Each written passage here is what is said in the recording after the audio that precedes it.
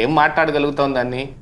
గతంలో నిర్మాణాత్మకమైన విమర్శలు చేసినప్పటికీ, శుద్ధమైన భాషలో మాట్లాడినప్పటికీ, అందులో ఒక బూతు పదం లేకపోయినా కూడా కేసులు పెట్టి అరెస్ట్ చేశారు ఆ రోజుల్లో వైసీపీ అధికారంలో ఉన్న. రాజద్రోహం కేసులు, రాజద్రోహం కేసులతో సహా పెట్టారు. వాటి మీద అప్పట్లో కోర్టులు ఏమన్నాయి?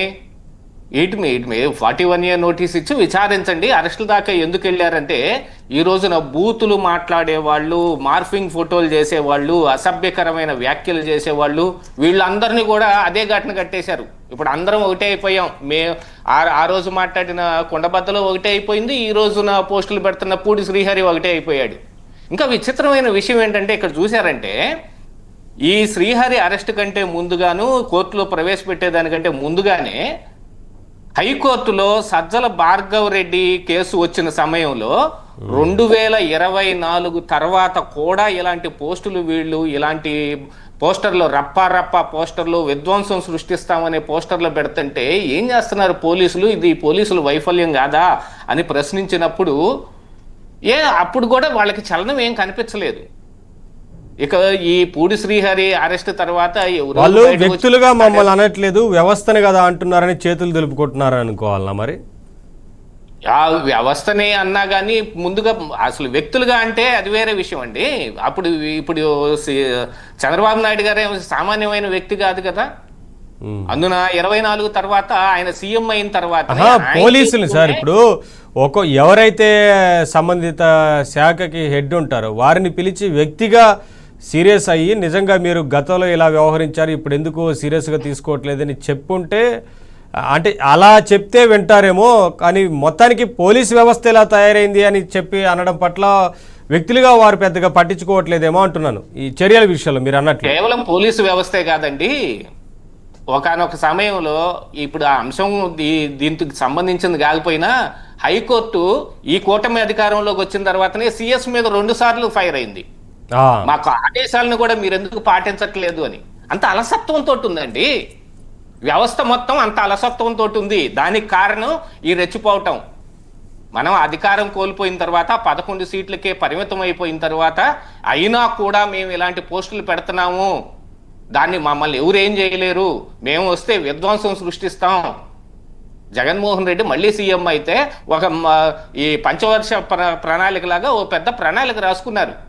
ఏబిఎన్ ఆర్కే గారిని జైళ్ళన్నీ ఉన్న స్టేషన్లు మొత్తం తిప్పి కొడతాం, TV5 బిఆర్ నాయుడు గారిని జైల్లో పెడతాం, చంద్రబాబు నాయుడిని, లోకేష్ని, పవన్ కళ్యాణ్ని అరెస్ట్ చేసి పారేస్తాం, ఇంకా ఇప్పుడున్న మంత్రులు మొత్తానికి పీచం అణుస్తాం. ఇలాంటి మాటలే కదా మాట్లాడుతుంది. ఈ మాటలన్నీ మాట్లాడుతున్నా కూడా ఇంతకాలం 2 సంవత్సరాలు ఖాళీగా కూర్చున్నారు. అది అసలైన కారణం. ఇంకా కోర్టు వ్యాఖ్య చేసిన తర్వాత కూడా, దీని మీద సీరియస్గా తీసుకోమని చెప్పిన తర్వాత కూడా కింద కోర్టులో ఆయనకి రిమాండ్ తిరస్కరిస్తే అప్పుడే కదా మరి హైకోర్టు దాకా వెళ్లాల్సి వచ్చింది. హైకోర్టు దాకా వెళ్తే ఏదైతే హైకోర్టులో అయితే ఇచ్చింది కదా, హైకోర్టు ఇచ్చింది, దాని మీద సుప్రీంకోర్టు దాకా వెళ్ళాడు. ఓన్లీ పూడి శ్రీహరి విషయమే కాదు, ఇప్పుడు సజ్జల భార్గవ్ రెడ్డి విషయం కూడా తీసుకోండి. అరెస్టు కాకుండా మరి ఆయనకి ఇమ్యూనిటీ ఇచ్చింది కూడా మళ్ళీ ఆ కోర్టే. కానీ ఆయన చేసిన ఒక ఆర్గనైజ్డ్ క్రైమ్ ఇది. ఈ ఆర్గనైజ్డ్ క్రైమ్ ఈ రోజు మొదలైంది కాదు, ఆర్గనైజ్డ్ క్రైమే, కానీ మరి సెక్షన్ల తీవ్రత కూడా అలా ఉండాలి. మరి పోలీసులు మీరు అన్నారు కదా 2014-19 నుంచే మొదలైంది. ఈ రోజుకి ఒక అంశం నేను గుర్తు చేస్తాను, మరి ఈ ప్రభుత్వం మర్చిపోయిందేమో నాకు తెలియదు. ఒకసారి గుర్తు చేసుకొని మరి ఆయన ఏం చేస్తారో చెప్పండి. మీ ద్వారా నేను ప్రశ్నిస్తున్నాను. పింక్ డైమండ్ గురించి విజయసాయి రెడ్డి మీడియాలో ఒక వ్యాఖ్య చేశాడు. అది చంద్రబాబు నాయుడు బెడ్రూమ్ లో బెడ్ కింద దాచిపెట్టుకొని ఉన్నాడు, వెళ్ళి వెతకండి దొరుకుతుందని. లేని పింక్ డైమండ్ గురించి అంత పెద్ద వ్యాఖ్య చేసినప్పుడు టిటిడి ఏం చేసింది? దాని మీద ఒక 5 కోట్ల పరువు నష్టం దావా వేసింది తప్ప ఆనాడు సీఎంగా ఉన్న చంద్రబాబు నాయుడు గారు దాని గురించి ఏం పట్టించుకోలేదు. మళ్ళీ సీఎం అయిన తర్వాత కూడా దాని గురించి ఏం పట్టించుకోవట్లేదే. ఇంకా చెయ్యికేం చేస్తారండి? ఏమి చర్యలు తీసుకోవటానికి ప్రభుత్వం ఉపక్రమించినప్పుడు వీళ్ళు ఇలాంటి పోస్టులే పెడతారు. ఇప్పుడు కోర్టులు వీటిని కలగజేసుకొని వీటి మీద సరైన ఇది తీసుకోండి అని పోలీసులకి గట్టిగా చెప్పేదాకా దీనికంటే ముందుగా ఒకసారి పవన్ కళ్యాణ్ వాళ్ళ కూతురు గురించి వర్ర రవీందర్ రెడ్డి ఏదో పోస్ట్ పెట్టినప్పుడు కొంచెం సీరియస్ అయితే అప్పుడు జరిగినాయి కొన్ని అరెస్టులు. పోసాని కృష్ణమురళిది, ఇంకా సోషల్ మీడియాలో కొంతమందిది, ఆ రెడ్డి గారి అమ్మాయి అని ఇంకొక ఎవరో సుధారాణి అనే ఒక అమ్మాయిది, ఇక మాచర్లో మరొక స్త్రీది, ఇలాంటివి కొన్ని జరిగి మళ్ళీ చప్పబడిపోయారు కదా.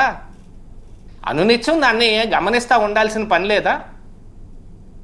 మళ్ళీ తిరిగి తిరిగి అదే పోస్టులు పెడుతున్నారు. ఈ రోజుకి కూడా మీరు చూడండి, వర్రా రవీందర్ రెడ్డి ఫేస్బుక్ అలాగనే కంటిన్యూ అవుతానే ఉంది, అందులో ఇంకా ఇలాంటి పోస్టులు వస్తానే ఉన్నాయి.